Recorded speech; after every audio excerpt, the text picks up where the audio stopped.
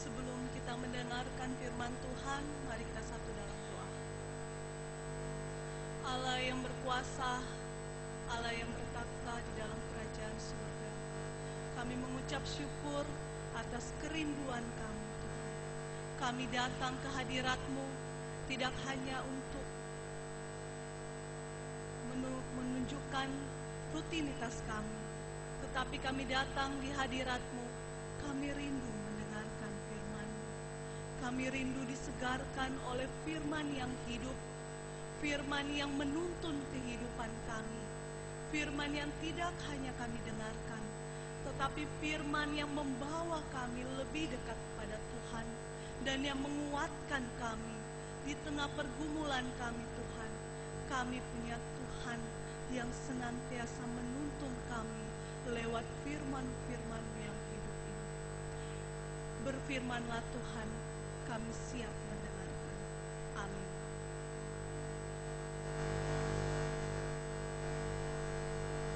Kita akan membaca firman Tuhan yang terambil dari kitab Kejadian. Kejadian pasal 32 ayat 22 sampai 32.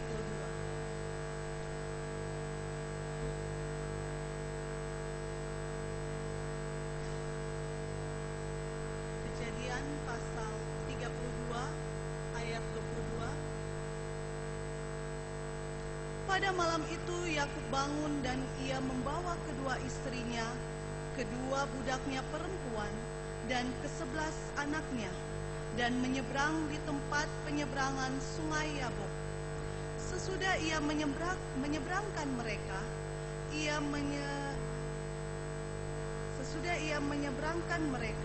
ia menyeberangkan juga segala miliknya.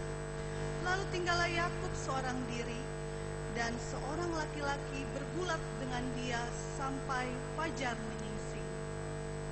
Ketika orang itu melihat bahwa ia tidak dapat mengalahkannya, ia memukul sendi pangkal paha Yakub, sehingga sendi pangkal paha itu terpelecok.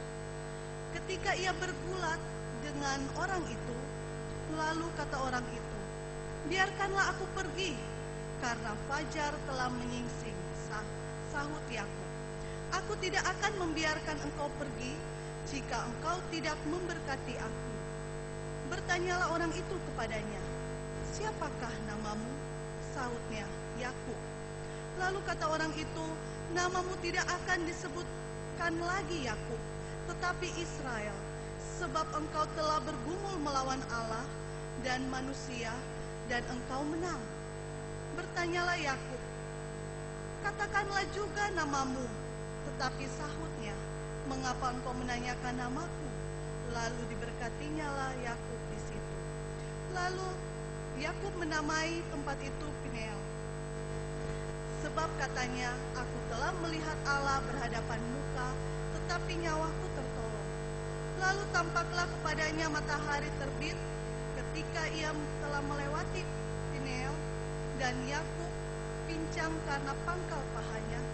Itulah sebabnya sampai sekarang orang Israel tidak memakan daging yang menutupi sendi pangkal paha, karena dia telah memukul sendi pangkal paha Yakub pada otot pangkal pahanya. Berbahagialah orang yang mendengar firman Tuhan serta memeliharanya. Haleluya.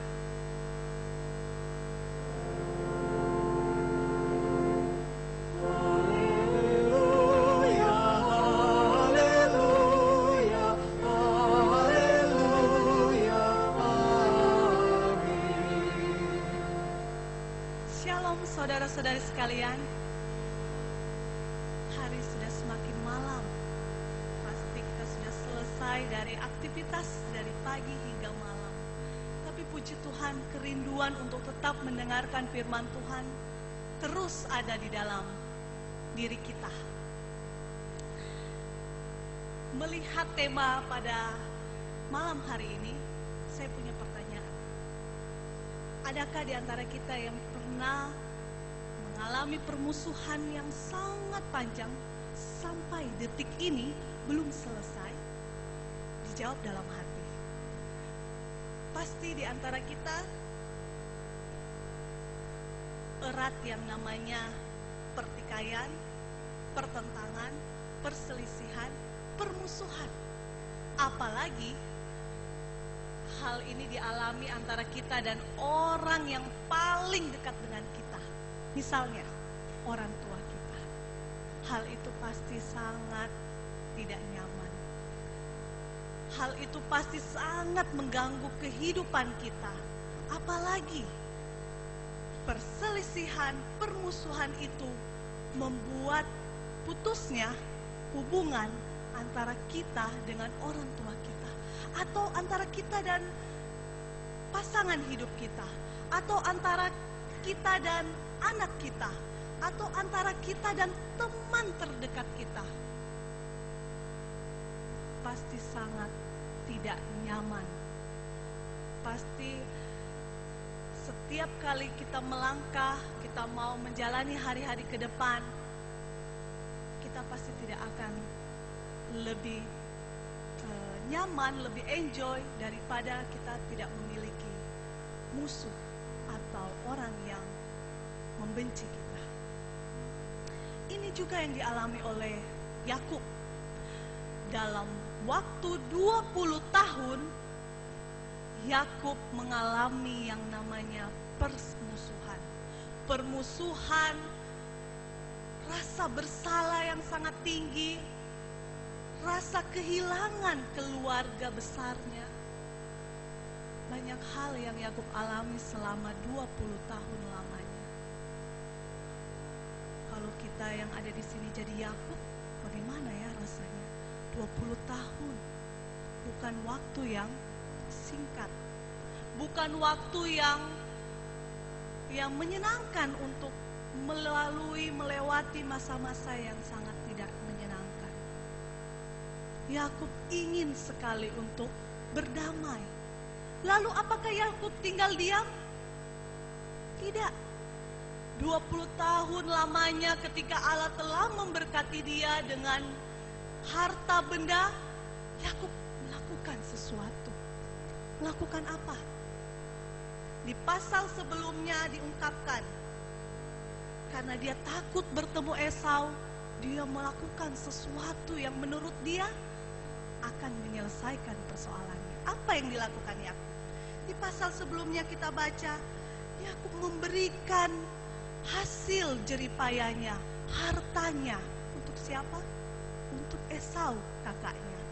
Yakub memberikan banyak kepada Esau. Di pasal 32 ayat 5. Aku telah mempunyai lembu sapi, keledai dan kambing domba. Aku punya budak laki-laki dan perempuan, dan aku menyuruh memberitahukan hal ini kepada tuanku. Dia meminta agar budaknya memberitahukan kepada Esau bahwa dia menyerahkan seluruh kepunyaannya untuk Esau. Dalam hal ini tindakan Yakub baik atau tidak ya? Sudah menunjukkan ada keinginan untuk menyelesaikan persoalan. Tetapi tindakan Yakub tidak menyelesaikan persoalan. Dia mengandalkan harta miliknya, dia mengandalkan apa yang dia miliki untuk menyelesaikan persoalannya. Dan dia mengantarkan semua itu kepada Esau. Dan itu tetap tidak berdampak baik bagi Yakub.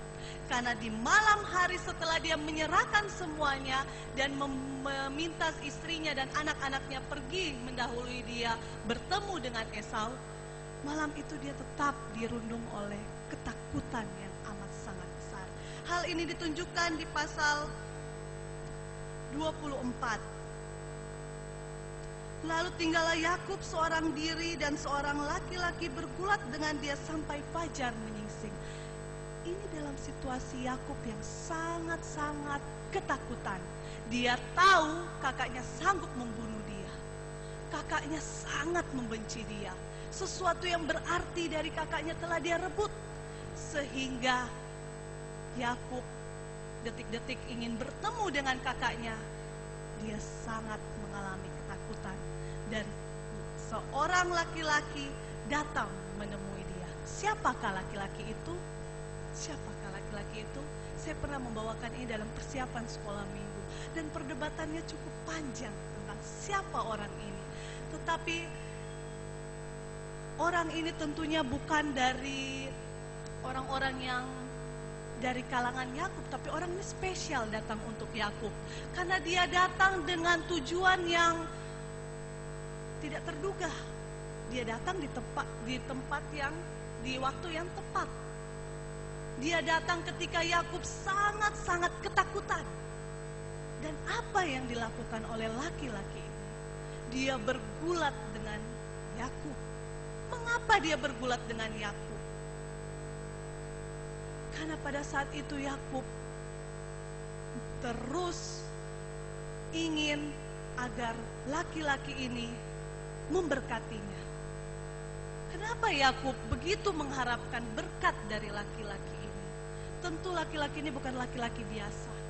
Karena berkat bagi orang Yahudi itu hanya datangnya dari Tuhan. Tidak dari siapapun, hanya dari Tuhan. Dan bagi Yakub berkat itu hanya datang dari Tuhan. Yang pertama yang telah dia curi, berkat yang berasal dari Ishak. Ishak ayahnya. Dan memang janji berkat keturunan dan berkat kehidupan yang makmur melimpah itu hanya ada pada 3 generasi ini, Abraham, Ishak, dan Yakub. Dan Yakub percaya berkat dari Ishak adalah berkat dari Tuhan. Dan ketika dia bertemu laki-laki itu, dia sangat berharap dia mendapatkan berkat juga. Sehingga dia tidak mengizinkan laki-laki itu untuk pergi meninggalkan dia. Dia berharap laki-laki itu memberikan berkat, karena dia percaya itu adalah Allah. Karena di pasal 30 dia berkata,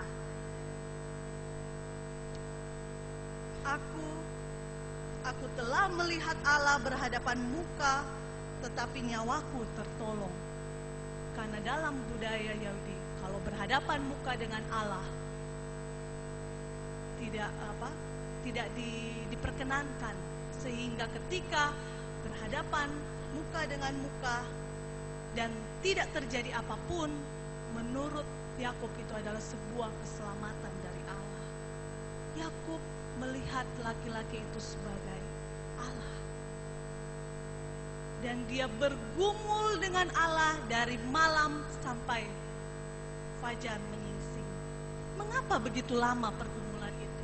Mengapa begitu lama pergulatan antara Yakub dan laki-laki itu? Apakah laki-laki itu lemah sampai tidak terkalahkan oleh Yakub? Tentu tidak. Laki-laki itu terus bergulat dengan Yakub agar menunjukkan bahwa Yakub, pada suatu titik kamu harus sadar kamu lemah. Jadi pada akhirnya dari pergulatan itu, laki-laki itu memukul pangkal paha dari Yakub.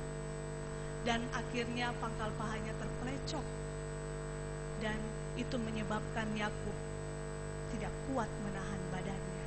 Disitulah Yakub menyerah. Jadi 2 hal yang dipakai Yakub untuk menyelesaikan persoalannya. Pertama, Yakub mengandalkan harta bendanya. Yang kedua, Yakub mengandalkan kekuatannya. Dia pikir dengan kekuatannya dia dapat memenangkan pergulatan itu. Yakub belum sampai pada titik bahwa Allah tidak terkalahkan, bahwa dirinya membutuhkan kekuatan Tuhan untuk menghadapi persoalan hidupnya. Pada akhirnya Yakub sadar, aku membutuhkan Tuhan, aku tidak bisa sendiri. Yakub sadar, sehingga pada akhirnya laki-laki itu memberkati Yakub. Dan pemulihan itu mulai terjadi. Ketika setelah diberkatinya Yakub, Yakub tidak lagi memiliki nama Yakub. Perubahan diri Yakub terletak juga pada namanya yang berubah menjadi Israel. Israel yang berarti Tuhan memampukan.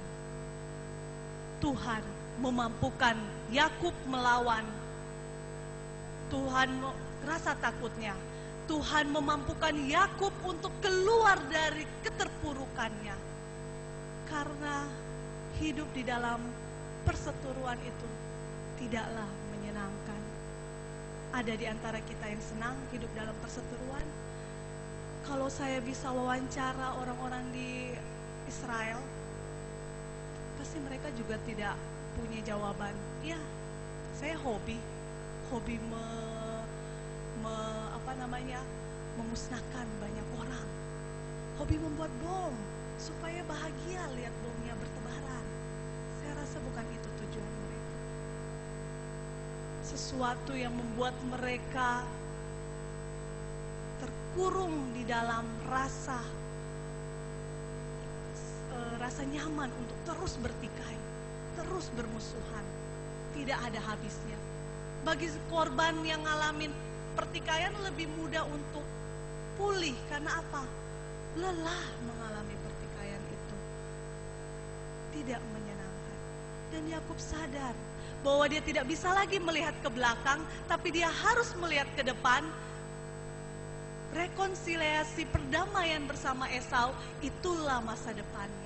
Bukan ke belakang, bukan kembali ke Laban mertuanya, bukan bersembunyi, bukan kembali pada kehidupan yang tidak membutuhkan pertolongan Tuhan. Tapi bagi Yakub, keluar dari masalah, melakukan sesuatu, mengandalkan Tuhan, itulah yang dicapai oleh Yakub. Saya pun pernah demikian. Bertikai dengan keluarga terdekat, dengan orang tua, apalagi ibu yang melahirkan saya. Satu hari itu seperti 1 tahun, kayaknya 1 tahun kurang, 10 tahun kayaknya. Di mimpi kebawa-bawa, mama punya wajah tidak menyenangkan. Walaupun saya merasa pada saat itu saya sudah mapan, saya punya pekerjaan, saya tidak bergantung lagi pada orang tua, saya bisa sendiri, orang tua tidak penting. Tapi tidak demikian, hati tidak bisa berbohong. Kita tetap butuh shalom, damai sejahtera di hati kita. Mungkin kita berpikir tanpa orang itu hidup terus berjalan. Tanpa berdamai dengan orang itu, hidup terus berlanjut. Tidak akan terjadi apa-apa. Toh saya punya segalanya. Saya punya uang, saya punya kedudukan, saya punya pekerjaan, saya punya keluarga besar. Saya tidak perlu lagi keluarga yang lain. Saya punya masa depan yang bisa saya capai sendiri. Bisa saja Yakub berkata begitu, karena Allah terus memberkati Yakub dengan harta benda. Yakub bisa berkata, aku tidak butuh Esau. Aku bisa hidup sendiri. Aku punya banyak budak, laki-laki dan perempuan, bisa menjaga saya. Saya tidak perlu takut pada siapapun. Tapi damai sejahtera itu amatlah sangat penting. Oleh sebab itu, saya ingat kembali ya masa-masa kampanye, masa-masa pemilihan presiden, ketika ada salah satu presiden yang tidak terpilih, yang satu di pikiran kita semua apa? Rekonsiliasi, perdamaian. Tidak enak hidup tidak damai, tidak bersatu. Itu untuk negara kita. Bagaimana dalam satu rumah? Tidak ada perdamaian, tidak ada kesehatian, tidak ada saling mengasihi, pasti sangat tidak menyenangkan. Mungkin kita saat ini berpikir, saya tidak butuh orang itu. Dia sedang tidak saya butuhkan saat ini. Tapi saudara-saudari, belajarlah untuk terus menggumuli sebuah perdamaian, sebuah pemulihan.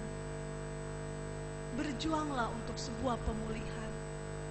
Dan ingat, seperti Yakub tidak sendirian mengalami ini semua. Yakub terus dituntun dengan Allah. Yakub juga tidak enak-enak mengalami ini.